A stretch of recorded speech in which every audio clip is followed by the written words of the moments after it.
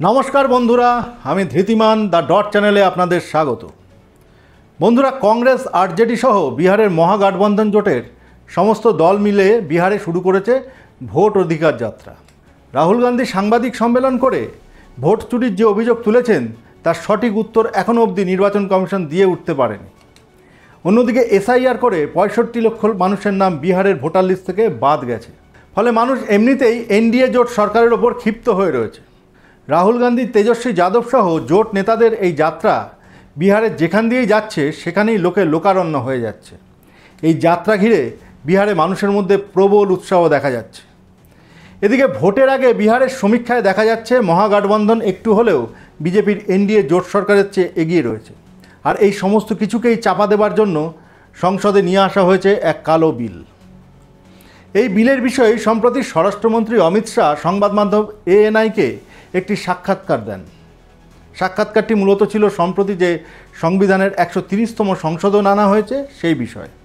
কিন্তু এএনআই এর সাংবাদিক স্মিতা প্রকাশ সাক্ষাৎকারটির শেষের দিকে প্রাক্তন উপরাষ্ট্রপতি জগদীপ ধনকরকে নিয়ে জানতে চান অমিত শাহর কাছে। স্মিতা প্রকাশ অমিত শাহকে জিজ্ঞাসা করেন, ধনকর সাহেবের সাথে কি হয়েছিল? আপনি কি ওনার উপর কোনো রকম চাপ সৃষ্টি করেছিলেন ইস্তফা দেওয়ার জন্য? এই প্রশ্নের উত্তরে স্বরাষ্ট্রমন্ত্রী কি বলেছেন আপনারা একটু শুনে নিন। धनखड़ साहब के साथ क्या हुआ था? उन्होंने आपने प्रेशर डाला था उन पर रिजिग्नेशन के लिए? मुझे लगता है एएनआई ने रिसर्च विंग बंद कर दिया है। धनखड़ साहब का इस्तीफे का पत्र स्वयं स्पष्ट है। इन्होंने अपने आरोग्य का हवाला देते हुए इस्तीफा दिया है, स्वास्थ्य का हवाला देते हुए, और उन्होंने सरकार के मंत्री, प्रधानमंत्री और सभी सदस्यों का हृदय से उनके अच्छे कार्यकाल के लिए धन्यवाद किया है। फिर विपक्ष और सभी पूछ रहे, मीडिया भी पूछ रही है कि वो है कहाँ, हाउस अरेस्ट पे है कि ऐसा क्या? है कि सच और झूठ की व्याख्या आपने शायद विपक्ष क्या कहता है इसको बना ली। फिर काफी सारे बैकग्राउंड इन्फॉर्मेशन तो बाहर निकल रहा था ना कि वो कुछ ट्राई कर रहे थे। ये भी बात निकल रही है कि शायद कू कर रहे थे। कौन? धनखड़ जी। नहीं, ऐसी कोई बात नहीं है जी। इसमें बात का बतंकर नहीं बनाना चाहिए। धनखड़ जी संवैधानिक पद पर बैठे, अपने कार्यकाल में उन्होंने संविधान के हिसाब से अच्छा काम किया जी। इनकी निजी स्वास्थ्य की समस्या के कारण इन्होंने इस्तीफा दिया है। हाँ। इसको ज्यादा खींचकर कुछ ढूंढने का प्रयास नहीं करना चाहिए। देखिए, देश में बहुत सारी पॉजिटिव स्टोरीज हैं, हमेशा इस तरह की स्टोरी के पीछे नहीं लगना चाहिए। বন্ধুরা, আবার বিষয় ফেরার আগে একটি আবেদন, দয়া করে চ্যানেলটিকে সাবস্ক্রাইব করে আমাদের সামনের দিকে এগিয়ে যেতে সাহায্য করুন। বন্ধুরা, আমাদের প্রতিবেদন ভালো লাগলে জয়েন বাটনে ক্লিক করে আমাদের ছোট্ট প্রয়াসটিকে উৎসাহ দিতে পারেন। বন্ধুরা, স্বরাষ্ট্রমন্ত্রী অমিত শাহর গলায় প্রচ্ছন্ন হুমকিটা আপনারা কি লক্ষ্য করলেন?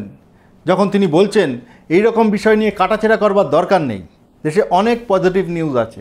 জগদীপ ধনকরের বিষয়টা এতটাই রহস্যাবৃত যে একেবারে মাথাটা বিক্রি করে না থাকলে যে কোনো সাংবাদিকই এই বিষয়ে জানতে চাইবে। রহস্যাবৃত কেন বলা হচ্ছে? কারণ ধনকর সাহেবের ইস্তফা দেওয়ার পর থেকে তার আর কোনো খোঁজ পাওয়া যাচ্ছে না। তিনি কোথায় আছেন, কি করছেন, যদি সত্যি শরীর খারাপ হয়ে থাকে তাহলে কি চিকিৎসা চলছে, কোন ডাক্তার তাকে দেখছেন, কোনো খবর জানা যাচ্ছে না। সম্প্রতি মহারাষ্ট্রের বিদর্ভ অঞ্চলের অমরাবতীর অজয় বাসুদেব বোস নামক এক ব্যক্তি রাষ্ট্রপতি ভবনের কাছে আরটিআই করে জানতে চান জগদীপ ধনকর কোথায় আছেন। বেশি দিন না, এই আগস্ট মাসের ২০ তারিখ রাষ্ট্রপতি ভবনের তরফ থেকে তাকে জানানো হয় জগদীপ ধনকর কোথায় আছেন এই বিষয়ে রাষ্ট্রপতি ভবনের কাছে কোনো খবর নেই। তবে তিনি যদি এই বিষয়ে আবারও জানতে চান তবে ৩০ দিন পর ওই একই জায়গায় আবারও আরটিআই করে জানবার চেষ্টা করতে পারেন। বন্ধুরা, জগদীপ ধনকর যখন ইস্তফা দিয়েছিলেন তখন স্বরাষ্ট্র দপ্তরই তার এই ইস্তফার নোটিফিকেশন জারি করেছিল। ফলে স্বরাষ্ট্র দপ্তরের কাছে খবর থাকলেও থাকতে পারে। আর সেই স্বরাষ্ট্রমন্ত্রীর কাছে যখন এই বিষয়ে জানতে চাওয়া হচ্ছে তখন তিনি বলছেন এই ধরনের বিষয় নিয়ে কাটাছেড়া করবার দরকার নেই, দেশে অনেক পজিটিভ নিউজ আছে। বন্ধুরা, অমিত শাহ এএনআইকে এই সাক্ষাৎকারটি দিচ্ছিলেন সম্প্রতি সংসদে সংবিধানের যে ১৩০তম সংশোধন নিয়ে আসা হয়েছিল সেই বিষয়ে জানাবার জন্য। তারই এক জায়গা থেকে এই জগদীপ ধনকর প্রসঙ্গ উঠে আসে। কিন্তু এবার আমরা যাই এই সাক্ষাৎকারের মূল প্রসঙ্গে। সংসদে যে বিলটি আনা হচ্ছে তাতে বলা হচ্ছে ভারতের প্রধানমন্ত্রী বা যে কোনো রাজ্যের মুখ্যমন্ত্রী বা মন্ত্রীরা যদি কোনো কেসে গ্রেপ্তার হন যার শাস্তি হতে পারে ৫ বছর অথবা তার বেশি, তাহলে ৩০ দিনের মধ্যে যদি তিনি জামিন না পান তবে তাকে নিজের পদ থেকে ইস্তফা দিতে হবে। আর যদি তিনি না দেন তাহলে স্বয়ংক্রিয়ভাবেই ইস্তফা হয়ে যাবে। আর এই আইনের বিরুদ্ধেই বিরোধীদের অভিযোগ ইন্ডিয়া জোটের মুখ্যমন্ত্রীদের বিরুদ্ধে এই আইন ব্যবহার করা হবে। সেই সমস্ত রাজ্য সরকারকে ফেলে দেওয়ার জন্য। আমরা প্রথমে শুনে নিই অমিত শাহ এই বিষয়ে কী বলছেন। कि आप इस बिल के जरिए आप जो इलेक्टेड रिप्रेजेंटेटिव है जिनके पास मैंडेट है और जिनका जनाधार से कनेक्शन है, आप उसको उलट रहे हैं और आप 30 डेज में आप बेल नहीं मिलेगा तो वो हट जाएंगे, और ये तो it is like political suicide या पॉलिटिकल मर्डर। देखिए, इस देश में आज एनडीए के मुख्यमंत्रियों की संख्या ज्यादा है, प्रधानमंत्री भी एनडीए के हैं, श्री नरेंद्र मोदी प्रधानमंत्री। तो ये बिल सिर्फ विपक्ष के लिए क्वेश्चन खड़ा नहीं करता, हमारे मुख्यमंत्रियों के लिए भी क्वेश्चन खड़ा करता है। मैंने जो सुना वो कह रहे कि आपके लोगों के सामने एफआईआर नहीं होती है। ये जनता को गुमराह करे। उनको मालूम है कि किसी भी व्यक्ति के खिलाफ आरोप है तो आप पब्लिक इंटरेस्ट लिटिगेशन के माध्यम से कोर्ट के सामने जा सकते हैं। कोर्ट ऑर्डर करेगी कि इनके खिलाफ एफआईआर करो। अगर ज्यादा ही गंभीर मामले हैं तो कोर्ट मॉनिटर भी करती है। इसमें पक्ष विपक्ष कहां आता है? एक सेकंड, मेरी बात पूरी नहीं हुई है। इसमें पक्ष विपक्ष नहीं आता है। और दूसरी बात, इसमें 30 दिन तक जमानत का प्रावधान किया गया है। अगर फर्जी टाइप का केस है तो देश की हाई कोर्ट और सुप्रीम कोर्ट आंख मूंद कर नहीं बैठे हैं। किसी भी केस में हाई कोर्ट और सुप्रीम कोर्ट को जमानत देने का अधिकार है। अगर जमानत नहीं मिलती है तो आपको पद छोड़ना पड़ेगा। मैं एएनआई के माध्यम से देश की जनता को और पूरे विपक्ष को भी पूछना चाहता हूं, क्या कोई मुख्यमंत्री, कोई प्रधानमंत्री या कोई मंत्री जेल में रहकर सरकार चला सकता है क्या? इस देश के लोकतंत्र के लिए शोभारूप है क्या? और अगर 30 दिन के बाद जमानत मिल जाती है तो वो फिर से शपथ ले सकते हैं। हम multi party parliamentary democratic system में है। जब आपके पास सदन में बहुमत होता है, एक मुख्यमंत्री को किसी भी कारणसर जेल में जाना पड़ा, 30 दिन तक जमानत नहीं हुई, तो अब वो पदमुक्त हो जाएंगे, परंतु उनका बहुमत तो बना रहेगा। जैसे ही मुक्त होंगे वो फिर से मुख्यमंत्री बन सकते हैं। বন্ধুরা, আমরা অমিত শাহের কথা শুনলাম। তিনি খুব যত্ন সহকারে পুরো বিষয়টি বিরোধীদের এবং হাইকোর্ট ও সুপ্রিম কোর্টের ঘাড়ে চাপিয়ে দিলেন। তিনি এত সুন্দর করে বিষয়টি বোঝাতে চাইলেন, শুনে মনে হলো ভারতবর্ষের প্রতিটি মানুষ ঘাসে মুখ দিয়ে চলে। কিভাবে দেশটা চালাচ্ছেন ওনারা সেটা যেন কেউ বুঝতেই পারছে না। দেশের স্বরাষ্ট্রমন্ত্রী নিজের দিক থেকে দায়িত্বটি সম্পূর্ণ অন্যদের দিকে ঠেলে দিলেন। বিরোধীদের যে প্রধান অভিযোগ, এই আইনে বিজেপি শাসিত রাজ্যের মুখ্যমন্ত্রীদের কোনো সমস্যা হবে না, সমস্যা হবে বিরোধী জোটের মুখ্যমন্ত্রীদের। এই প্রসঙ্গে তিনি বললেন, যদি বিজেপির মধ্যে কেউ দোষী থাকে তাহলে হাইকোর্ট বা সুপ্রিম কোর্টে গিয়ে একটি আবেদন করলেই তো কোর্ট সেই বিষয়ে পদক্ষেপ নেবে। প্রচ্ছন্নভাবে তিনি বুঝিয়ে দিলেন বিরোধীদের সন্দেহটাই আসলে ঠিক। তিনি দেশের স্বরাষ্ট্রমন্ত্রী, তার হাতে সিবিআই, ইডি, এনআইএ সমস্ত সংস্থা, অথচ বিরোধীদের তার দলের দুর্নীতিগ্রস্ত নেতাদের ধরতে কোর্টের কাছে আবেদন করতে হবে। তিনি এদের বিরুদ্ধে কোনো কিচ্ছু ব্যবস্থা নেবেন না। বন্ধুরা, এই দুর্নীতিগ্রস্ত নেতারা কারা? আসামের মুখ্যমন্ত্রী হেমন্ত বিশ্ব শর্মা, পশ্চিমবঙ্গের বিরোধী দলনেতা শুভেন্দু অধিকারী, মহারাষ্ট্রের উপমুখ্যমন্ত্রী অজিত পাওয়ার প্রমুখরা। এদের নাম বিরোধীদের চেয়ে অনেক ভালো অমিত শাহ নিজেই জানেন। কিভাবে সিবিআই, ইডি, এনআইএর ভয় দেখিয়ে বিভিন্ন দল থেকে এই সমস্ত দুর্নীতিগ্রস্ত নেতাদের নিজেদের দলে এনেছেন, তাও তো অমিত শাহেরই মস্তিষ্ক প্রসূত। অথচ যেই এরা বিজেপিতে যোগ দেয় তাদের বিরুদ্ধে সমস্ত রকম তদন্ত ধামাচাপা পড়ে যায়। আর অমিত শাহ যে কোর্টে বিরোধীদের যেতে বলছেন, সেখানে বর্তমানে রয়েছে অভিজিৎ গাঙ্গুলি এবং যে বিচারপতি বর্তমানে শুভেন্দু অধিকারীকে যে কোনো অপরাধ থেকে বাঁচাবার রক্ষাকবচ দিয়ে রেখেছেন, যে রক্ষাকবচের উপর নির্ভর করে পুলিশ কমিশনার ও মুখ্যমন্ত্রীকে শুভেন্দু অধিকারী প্রতিনিয়ত গালাগাল করে, অথচ কোর্ট তখন কিছুই দেখতে পায় না। ফলে বিরোধীদের একবার কাউকে গ্রেপ্তার করলে শুধুমাত্র প্রভাবশালী বলেই 1-1.5 বছর তাকে জেল খাটিয়ে দেওয়া যায়। শুনি একটু এরপরে আর কি বললেন অমিত শাহ। आज भी भारत के जनप्रतिनिधित्व कानून जो है उसके अंदर प्रावधान है कि किसी भी चुने हुए प्रतिनिधि को 2 साल या इससे अधिक समय के लिए सजा होता है तो वो अपने स्थान से मुक्त हो जाएंगे सांसद के रूप में। अब उस पर हाई कोर्ट की अपील बाकी है, इस पर सुप्रीम कोर्ट की अपील बाकी है। मगर एक मॉरल ग्राउंड तय करने के लिए कानून आजादी मिली तब से बना है। इस पर भी आर्गुमेंट होता है कि भाई वो हाई कोर्ट से छूट जाएंगे, वो सुप्रीम कोर्ट से छूट जाएंगे, क्योंकि अपील फाइनल नहीं हुई है। तो जैसे ही छूटते हैं उनकी सदस्यता रिवाइव हो जाती है। कई सारे लोगों की सदस्यता समाप्त हो गई और तुरंत रिवाइव भी हुई। ऊपर से सजा का स्टे मिलने के बाद। नॉन बीजेपी बीजेपी छोड़ दीजिए, दोनों के लिए समान कानून है, परंतु किसी ने भी जेल से सरकार चलानी चाहिए क्या? आजादी से अब तक कई सारे नेता जेल में गए, कई सारे मुख्यमंत्री भी गए, मंत्री भी गए, और सबने इस्तीफा देकर जेल में गए। अभी अभी एक ट्रेंड शुरू हुआ कि जेल में जाने के बाद भी इस्तीफा नहीं देना। ढेर सारे ऐसे लोग हैं जिन्होंने इस्तीफा दिया। तमिलनाडु के कुछ मंत्रियों ने नहीं दिया, दिल्ली के मंत्री और मुख्यमंत्री ने नहीं दिया, और सरकार के सचिव, डीजीपी, मुख्य सचिव इनके पास आदेश लेने के लिए जेल में जाएंगे। ये क्या हमारे लोकतंत्र को दुनिया में सम्मान दिलाएगा क्या? ये मुद्दे पर चिंता, चर्चा होनी चाहिए, नहीं होनी चाहिए। और मैं आज जो कांग्रेस पार्टी इसका मुखर कर विरोध कर रही है, वो कांग्रेस पार्टी के एक स्टैंड को ही मैं कह रहा हूं। जब यूपीए की सरकार थी, श्री मनमोहन सिंह जी इनके प्रधानमंत्री थे और लालू प्रसाद यादव जी इनके मिनिस्टर थे। लालू प्रसाद जी को सजा हो गई, मनमोहन सरकार के ऑर्डिनेंस लेकर आई कि 2 साल की सजा हो तो भी अपील का स्टेज बाकी है तो उनकी सदस्यता नहीं जाती है। यही मॉरल ग्राउंड था जो आप कोट कर रही हैं। तो एक ऑर्डिनेंस लेकर आए कि हम इसको बदल दे रहे हैं। ऑर्डिनेंस से बदलने का कैबिनेट ने प्रस्ताव भी किया। यही श्री राहुल गांधी इसको कंप्लीट नॉनसेंस कहकर सार्वजनिक रूप से प्रेस कॉन्फ्रेंस में फाड़े थे ऑर्डिनेंस को। और देश की कैबिनेट ने और देश के प्रधानमंत्री ने जो फैसला लिया था, उनकी पार्टी के ही प्रधानमंत्री ने जो फैसला लिया था, उसका मॉरल ग्राउंड पर उन्होंने मखौल उड़ाया था। और मनमोहन सिंह एक सॉरी फिगर बनकर रह गए थे पूरी विश्व के सामने। आज वही राहुल गांधी बिहार में सरकार बनाने के लिए सजा हो गई, वो लालू प्रसाद जी को गले मिल रहे हैं। ये ड्यूअल स्टैंडार्ड नहीं है क्या? বন্ধুরা, অমিত শাহ এখানে ইতিমধ্যেই থাকা একটি আইনের কথা বলেছেন। আপনারা ভালো করে শুনেছেন তো সেই আইনের কি বলা আছে? যদি একজন জনপ্রতিনিধি সবচেয়ে নিচের কোর্টে দোষী বলে সাব্যস্ত হন, তবে তার জনপ্রতিনিধিত্ব খারিজ হয়ে যাবে, যদিও তখনও তার হাতে হাইকোর্ট এবং সুপ্রিম কোর্টে আপিল করার অধিকার রয়েছে।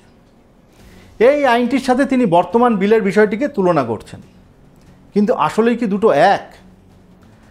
আমাদের আইন ব্যবস্থা অনুযায়ী যতক্ষণ না প্রমাণিত হচ্ছে কেউ অপরাধী, ততক্ষণ তাকে অপরাধী বলা যায় না। সে থাকে শুধুমাত্র অভিযুক্ত হিসেবে। যে আইনটির কথা অমিত শাহ বলছেন, সেখানে কিন্তু একজন জনপ্রতিনিধি কোনো একটি কোর্টে দোষী বলে সাব্যস্ত হবার পর তার জনপ্রতিনিধিত্ব চলে যায়। কিন্তু যে বিল নিয়ে আসা হচ্ছে, সেখানে আমাদের ভারতীয় আইনের মূল বিষয়টিকেই অগ্রাহ্য করা হচ্ছে। শুধুমাত্র একটি অভিযোগের ভিত্তিতে গ্রেপ্তার হয়ে 30 দিনের মধ্যে জামিন না পেলেই তাকে তার পদ থেকে পদত্যাগ করতে হবে। প্রমাণিত হলো না আপনি অপরাধী কি অপরাধী নন, অথচ একটা শাস্তি হয়ে গেল। দুটো বিষয় কি কখনো এক? বন্ধুরা, এরপর অমিত শাহ প্রশ্ন তোলেন, ইউপিএ সরকারের মন্ত্রী লালু প্রসাদ যাদব সরকারে থাকাকালীন একটি কেসে দোষী সাব্যস্ত হয়েছিলেন। তাকে বাঁচাবার জন্য তৎকালীন প্রধানমন্ত্রী মনমোহন সিং জনপ্রতিনিধিত্ব আইনে একটি পরিবর্তন এনেছিলেন, যার বিরোধিতা করেছিলেন রাহুল গান্ধী। অথচ সেই রাহুল গান্ধী আজকে কি করে লালু প্রসাদ যাদবের পাশে বসে বিহারে রাজনীতি করছেন? অমিত শাহর মতন দুধের রাজনীতিবিদ এই কথাগুলো যখন বলছেন, তখন বোঝাই যাচ্ছে তিনি বেশ চাপে আছেন। অমিত শাহর মতন রাজনীতিবিদের এই সামান্য কথাটি ভুলে যাওয়ার তো কথা নয়। রাজনীতিতে চিরকালীন শত্রু বা মিত্র বলে কিছু হয় না। এর উদাহরণ 2014 সালের পরে এই মোদী সরকারের ভেতরেই আছে। 2014 সালে নরেন্দ্র মোদী যখন প্রধানমন্ত্রী হন, তখন সেই জোটের অংশ ছিলেন চন্দ্রবাবু নাইডু। 2018 সালে অন্ধ্রপ্রদেশকে বিশেষ রাজ্যের তকমা দিতে হবে, এই দাবি তুলে চন্দ্রবাবু নাইডু এনডিএ জোট থেকে বেরিয়ে যান। আর এরপরে অন্ধ্রপ্রদেশে রাজনৈতিক প্রচার করতে গিয়ে নরেন্দ্র মোদী চন্দ্রবাবু নাইডু সম্বন্ধে কি বলেছিলেন, সেগুলি কি আজকে অমিত শাহ ভুলে গেছেন? আর সেই চন্দ্রবাবু নাইডু আবার 2024 সালে এনডিএ জোটে ফিরে আসেন, এবং আজকে এই চন্দ্রবাবু নাইডু পাশে বসে নরেন্দ্র মোদী, অমিত শাহরা শুধু রাজনীতিই করছেন না, তার উপর ভরসা করেই এনডিএ সরকার চলছে। আসা যাক অমিত শাহর পরের কথায়। 3 चीजों से ये सारे आरोप खारिज हो जाते हैं। एक तो प्रधानमंत्री जी ने स्वयं अपने आप को इसमें डाला है। एक जमाने में कांग्रेस 39वां संविधान, प्रधानमंत्री ने डाला है, पहले नहीं थे क्या प्रधानमंत्री? ना, पहले तो प्रोविजन ही नहीं था। तो जब कानून ड्राफ्ट हो रहा था तो उन्होंने खुद डाला अपना? हाँ, खुद डाला है। पहले 39वां जो संशोधन था, इसमें इंदिरा जी उपराष्ट्रपति राष्ट्रपति के साथ साथ खुद को भी इनके खिलाफ कोई वैधता नहीं रहती है चुनावी मुकदमों का एक संविधान संशोधन लेकर आई थी। वो खैर कांग्रेस पार्टी और श्रीमती इंदिरा गांधी की नैतिकता का सवाल है। नरेंद्र मोदी जी अपने खिलाफ खुद संविधान संशोधन लेकर आए हैं कि प्रधानमंत्री भी जेल में जाएगा तो उसको इस्तीफा दे देना पड़ेगा। पर इससे एक एक्स्ट्रा जुडिशियल पावर कह लीजिए जो भी एक अधिकारी को नहीं मिल जाता कि प्रधानमंत्री से भी ज्यादा सीनियर हो जाता है स्मिता जी, आप ऐसे बात करिए जिसमें जैसे इस देश में कोई कोर्ट ही नहीं है। पर कोर्ट में डिलेज होते हैं ना सर। ये कानून आने के बाद नहीं होंगे क्योंकि कोर्ट को तुरंत इंटरवीन करना पड़ेगा। किसी चुने हुए प्रतिनिधि को खारिज करने का प्रावधान हुआ है। मैं तो उल्टा कहता हूं, इससे यस और नो जो होना है वो जल्दी हो जाएगा। तो प्रेशर कोर्ट्स पे होगा डिक्लेयर करने के लिए। प्रेशर होगा ये कहना ठीक नहीं है। हाँ। मगर हमारी कोर्ट भी पर उसी सुनिए ना, हमारी कोर्ट भी कानून की गंभीरता को समझती है।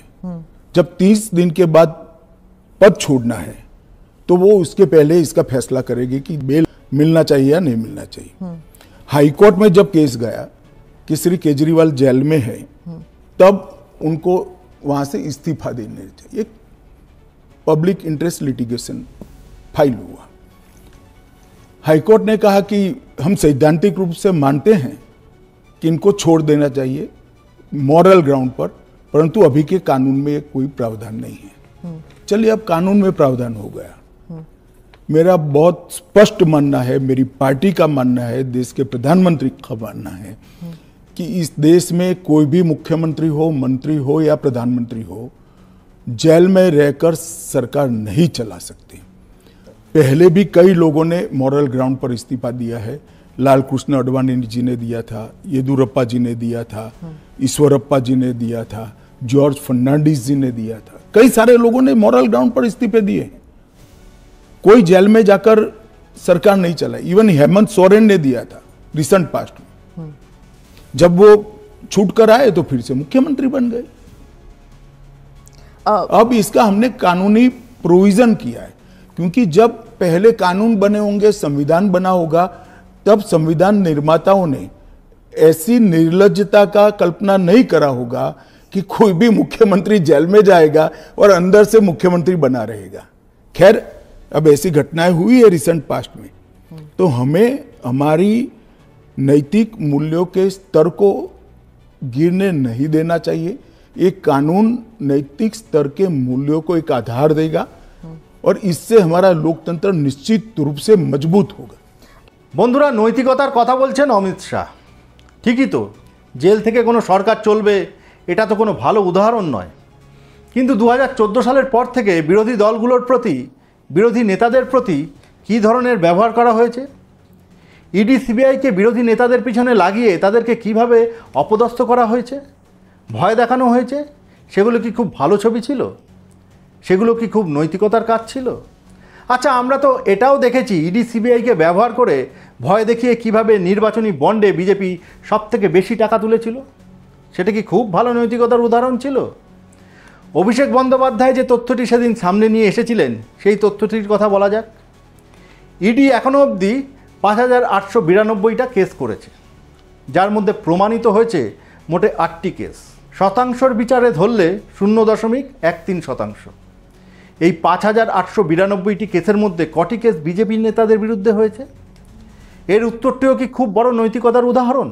বন্ধুরা, এই বিলটির নৈতিকতা প্রমাণের জন্য অমিত শাহ যে উদাহরণটি তুলে নিয়ে এলেন তা হলো দিল্লির মুখ্যমন্ত্রী অরবিন্দ কেজরিওয়ালের গ্রেপ্তারের বিষয়টি। উনি গ্রেপ্তার হওয়ার পরেও মুখ্যমন্ত্রীর পদ তো ছাড়েননি, বরং জেল থেকেই সরকার চালাচ্ছিলেন। এরপরে আপ দিল্লি নির্বাচনে হেরে যায়। বর্তমানে অরবিন্দ কেজরিওয়াল জেলের বাইরে। কই, এখন তো ইডি বা সিবিআই এর তাকে গ্রেপ্তার করার কোনো তৎপরতা দেখা যাচ্ছে না। কেন? লক্ষ্য ছিল দিল্লির নির্বাচন, বিজেপি জিতে গেছে, কেজরিওয়ালকে আর জেলে ভরে মিথ্যে শহীদ সাজিয়ে লাভ নেই। এটা কি নৈতিকতার উদাহরণ? আপনাদের শাসনকালে এই উদাহরণগুলি রাখার পরেও আপনারা মনে করেন যে বিরোধীরা আপনাদের বিশ্বাস করবে, এই বিল আনার বিষয়ে আপনাদের সমর্থন করবে? কেন করবে না? অমিত শাহ এখন সাক্ষাৎকারে নৈতিকতার কথা বলেন তাই? এত বোকা তো দেশের বিরোধীরা নয়। যদি সত্যি নৈতিকতার উদাহরণ আপনাকে তৈরি করতে হয়, তাহলে আপনার দলে যে বিভিন্ন দল থেকে এদেশের সেরা দুর্নীতিবাজ নেতাদের জড়ো করেছেন, তাদের বিরুদ্ধে প্রথমে ব্যবস্থা নিয়ে দেখান। তাদেরকে গ্রেপ্তার করে জেলে ভরে নিজেদের নৈতিকতা প্রমাণ দিয়ে দেখান। তারপরে আসবেন জেল থেকে সরকার চালানো নৈতিক না অনৈতিক তার বিচার করতে। কেমন লাগলো বন্ধুরা আমাদের আজকের এই প্রতিবেদন? আপনাদের মতামত কমেন্টসের মাধ্যমে আমাদের জানান। ভালো লাগলে প্রতিবেদনটি লাইক ও শেয়ার করুন, চ্যানেলটি সাবস্ক্রাইব করুন ও জয়েন বাটনে ক্লিক করে আমাদের এই সামনের দিকে এগিয়ে যেতে সাহায্য করুন। আজকের মতন বিদায়।